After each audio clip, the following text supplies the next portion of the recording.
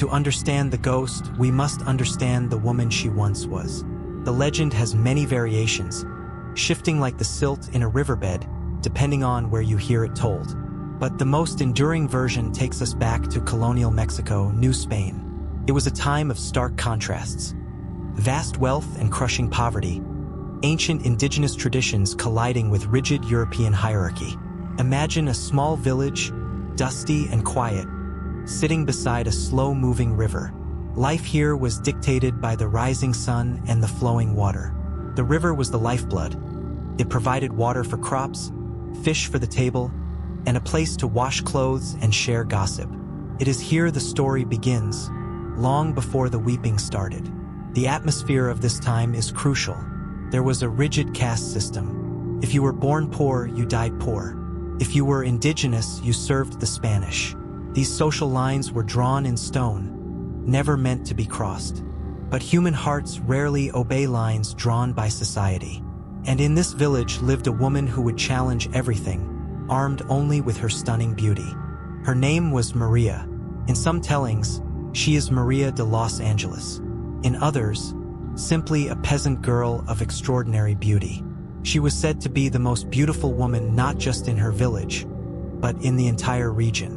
Maria was painfully aware of her gifts. She was proud, perhaps even vain. She knew the power her dark eyes and long, flowing hair held over the local men. They would serenade her, offer her gifts, and promise her marriage. But Maria turned them all away.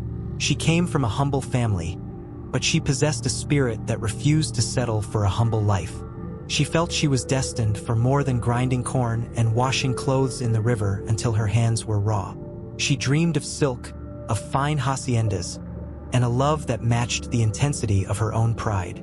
She would walk through the village square with her head held high, ignoring the whispers of the other women who called her haughty, and the stares of the men who knew they weren't good enough. Maria was waiting. She didn't know what for exactly until the day he rode into town. He was everything the village men were not. He rode in on a magnificent high-stepping horse, its saddle trimmed with silver. His clothes were tailored, his boots polished, and he carried the arrogant air of old money, a ranchero, perhaps the son of a wealthy Spanish don. He was handsome, dashing, and used to getting exactly what he wanted. The moment he saw Maria, the world seemed to stop. The proud peasant girl and the wealthy nobleman locked eyes in the village plaza. For Maria, this was destiny knocking. Here was the escape she had dreamed of, packaged in the form of a charming, wealthy lover. For the ranchero, Maria was an exotic prize, a stunning jewel hidden in the dust of a peasant village. He began to woo her aggressively. He brought her gifts far beyond anything the local villagers could afford. He serenaded her with hired musicians. He promised her the world. And Maria, for all her pride, fell passionately, deeply in love. She surrendered completely to the intoxicating dream he offered. Their love was intense, a wildfire that burned brightly against the backdrop of their polarized worlds. But fire, if not tended carefully, consumes everything. Despite his promises, the ranchero did not marry Maria. The rigid social structure of New Spain would never allow a man of his standing to legitimize a peasant woman. Instead, he set her up in a small house near the river, away from the prying eyes of his own social circle. For a time, Maria was happy. She had her man, and soon she gave him children. 2 beautiful sons were born of their illicit union. Maria adored her boys. They were the physical manifestation of her great love. When the ranchero visited, the little house was filled with laughter and warmth. He would play with his sons and shower Maria with affection. But his visits became the center of her entire existence. She lived only for the moments his horse appeared on the horizon. She was a kept woman, a secret family hidden in the shadows, waiting for the scraps of his time. Time is the enemy of secret passions. As the years passed, the ranchero's visits became less frequent. The wildfire began to cool. The novelty of his beautiful peasant mistress wore off, replaced by the pressures of his real life.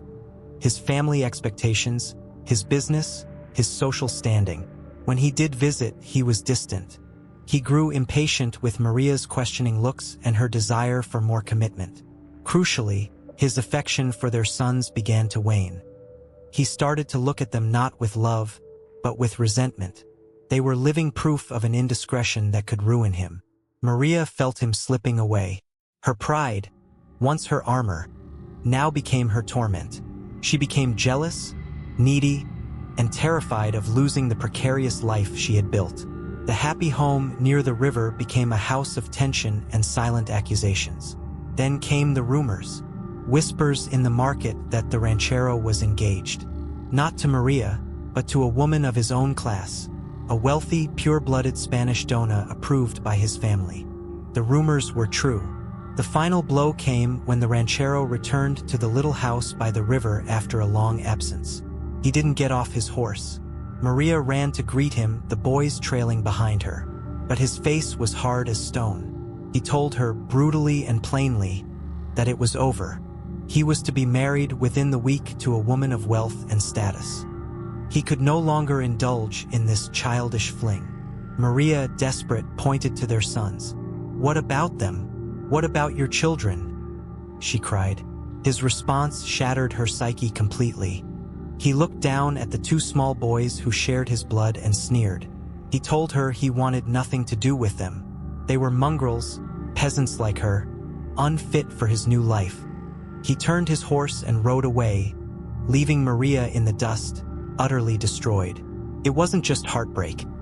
It was a total annihilation of her pride, her future, and her identity. Something inside Maria snapped. The human mind can only endure so much pain before it breaks. A blinding, volcanic rage overtook her. Rage at the ranchero, rage at the world, and tragically, a displaced rage directed at the only things she had left of him, her children. In that moment of supreme madness, she didn't see her beloved sons. She saw his children. She saw the anchors that had dragged her down, the reason she was now cast aside. Possessed by this insanity, she grabbed the two terrified boys and dragged them down to the river's edge. The water was high and turbulent under the moonlight. What happens next is the core of the nightmare. Ignoring their screams, ignoring their tiny hands clutching at her dress, she threw them into the freezing current. And when they tried to swim back to her, the mother who was supposed to protect them, she held them under. She held them down until the thrashing stopped, until the bubbles ceased, until the only sound was the rushing water. The red haze of fury lifted almost instantly, replaced by a cold, paralyzing horror. Maria stood in the freezing water, her hands empty, her breath coming in ragged gasps. The realization crashed down on her like a physical blow.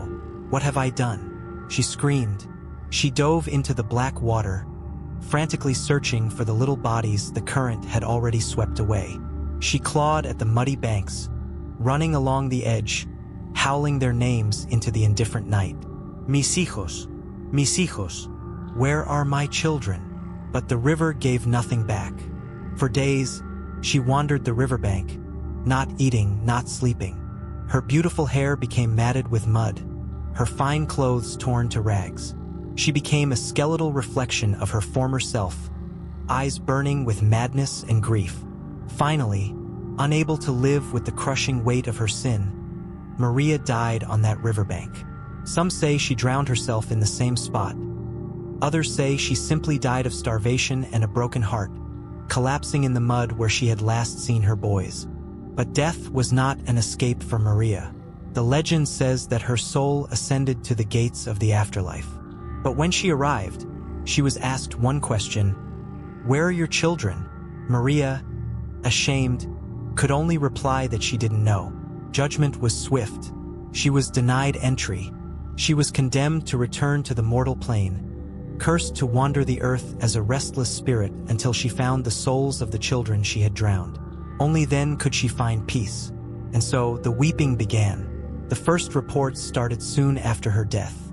Villagers crossing near the river at night would hear it, a low moaning that grew into a terrifying, piercing wail. It was a sound of pure, undiluted misery that made the hair on their arms stand up. Centuries have passed. The Spanish colonizers are gone. The small adobe villages have grown into sprawling cities.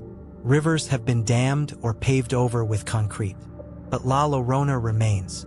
She is seen wearing a white funeral gown, sometimes dripping wet, walking the banks of rivers, creeks, and even drainage ditches from Mexico City to Los Angeles.